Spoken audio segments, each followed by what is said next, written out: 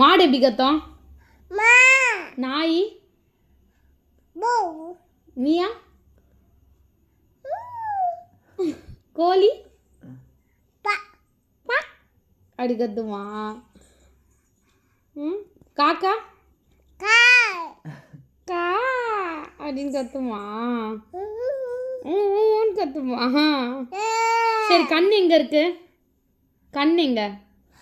கண்ணு கண்ணு கண்ணு. மூக்கு, வாய், ஐ. கை எங்க? கை கையா? காது காது காது.